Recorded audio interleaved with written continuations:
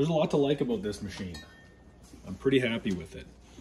So for those of you who don't know, this is the ACS Evo Leva.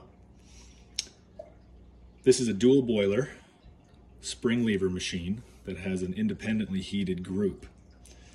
So I'll show you after. There's 3 different programmable temperature settings here. You've got one for the group, you got one for the brew boiler, and another one for the steam boiler, service boiler. So you got 0.8 liter brew boiler and a 2.3 liter service boiler. And you have these 2 heater cartridges that are here inside this group to keep it warm.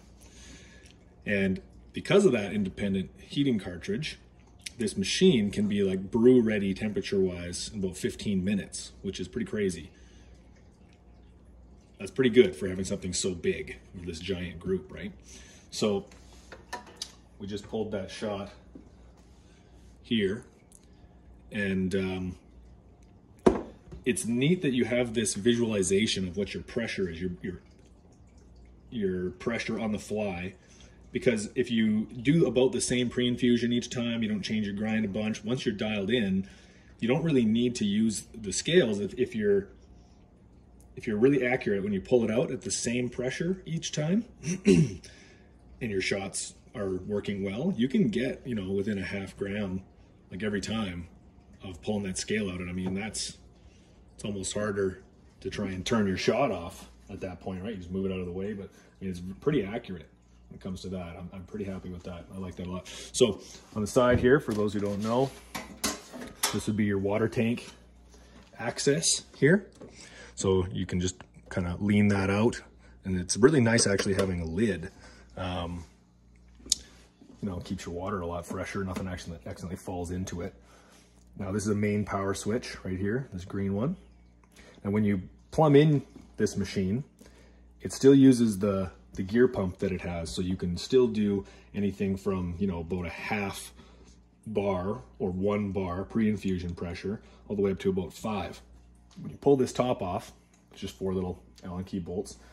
That gives you access to it right here, this pressure stat. So you just basically turn it, you know, take you a bit of trial and error just to get it as high as you want, but just give it a couple turns if you want to change it up or down. And then that's going to be standalone. So whether you use even if you don't have it water plumbed, you can still use programmable pre-infusion, which is another thing that's really nice to have on a lever machine for sure. So you've got this water tank float sensor inside here. And what happens is when you're plumbed in with the water line, it actually just fills this tank with a little bit of water until that float sensor reads that it has water in it. And then as you use water, if we use some,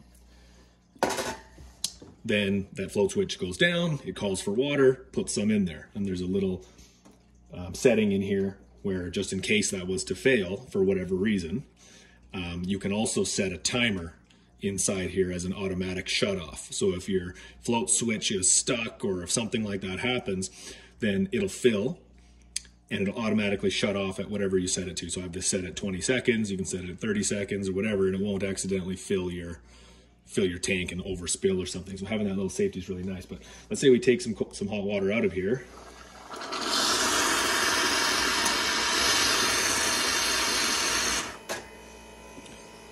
I don't know if you can see the water line or not, but it sucks water into the tank to refill.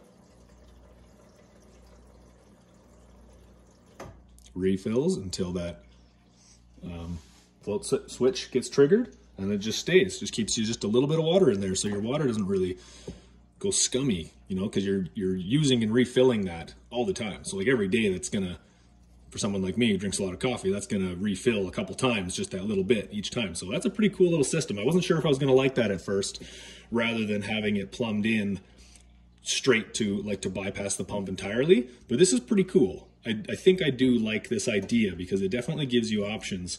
And, you know, for the people who don't have it plumbed in, you still get the option of pre-infusion. It's pretty neat. So I think I do like that. Whereas in the beginning, I thought maybe I wouldn't. You know, the only thing cooler than that would be if you also had a few valves plumbed in. So if you decided to bypass the tank and the pump entirely and just leave it at line pressure for total silent operation, you could do that too. I mean, that'd be kind of neat.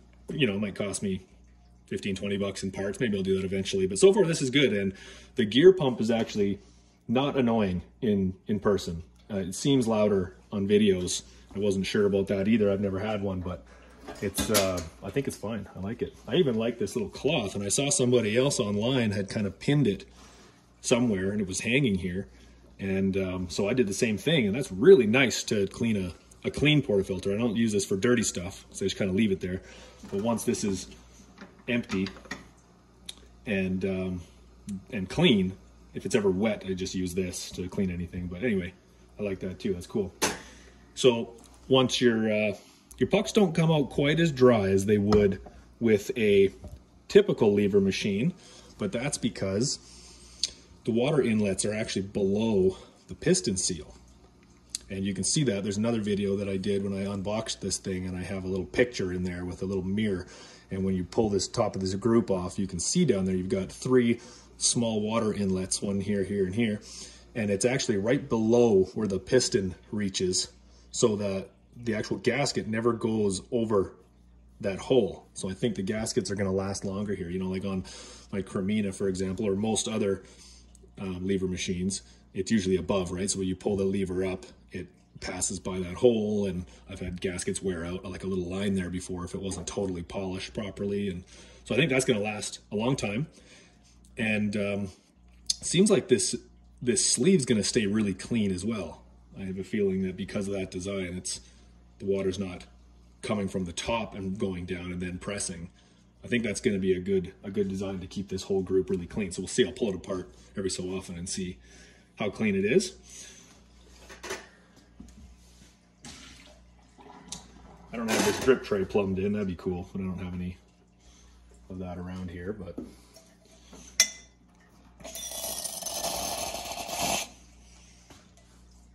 lots of steam power on this. I'm using the 2-hole steam tip right now, but you can certainly use the 3 if you use lots of nibble. Not sure if you can see.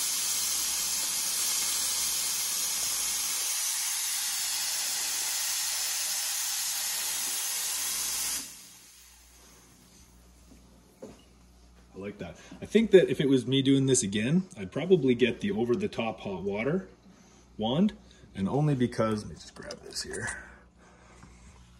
Only because,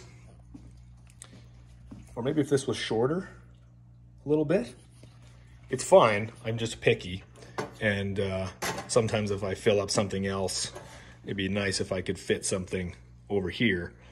But I thought, I don't know why I didn't ask for the over-the-top one, but I think I actually would prefer that over-the-top look as well. And then you could fill something else up over here, like some tea, or sometimes I'd put some hot water in a bowl to, you know, warm up a bottle for my daughter, something like that, right? So this is fine. It's just, I might, if I was to do it again, I might go over the top. Maybe I'll order one and try it and see if I like it, but that's kind of neat. So yeah, of course you got your indicators here for your boilers, which one comes on. I'm not sure, actually. I have to check, confirm that if the 240 volt version, if they come on at the same time or not, or if it's cycling just like mine, because I'm on 110 power, 120 volts power here. But I don't think it's really needed the same way that some other ones are, because it's so fast to heat. And I mean, your water gets, yeah, I don't really think you'd need them to come on. I mean, it's hot in 15 minutes cycling back and forth between the brew and the steam boiler. And the group doesn't need to cycle. The group can come on whenever. So that's really neat. If it was 3 that had to cycle between, then you might have issues if you're pulling shots back to back to back. But it's really good at staying warm, especially like I have this come on an hour before I'm going to use it. And yeah, it does really, really well. But I mean, it looks good, right? Like I didn't get any of the colors. I'd probably get white maybe if I was to do it again, but there's nothing wrong with chrome. I like that. Drip tray's nice and big. This is another thing I wasn't sure if I was gonna like that kind of wire look on the drip tray rather than like a laser etched or whatever they call it, those laser cut ones. But I don't think this is gonna show scratches very well. I think I like that. I like that there, and I definitely like that they put one up here on top of this chrome venting. That's never gonna get scratched. And these little bars don't really show those fine micro scratches the same way. So I really like that it's up here. And I think I actually do like it here rather than having a, you know, it might look cooler to have a chrome piece there, but I like that. I think that was a good idea. Some people might, you know, personal preference, of course, but these wood knobs are nice. The one thing is, this is, on mine anyway, this isn't actually wood. This is like a resin that looks very similar. It's really nicely color matched, but I guess, anyway, there was an issue I asked about it, but wood is something that would be cool eventually. Brew pressure gauge is really nice to have. I like that there a lot.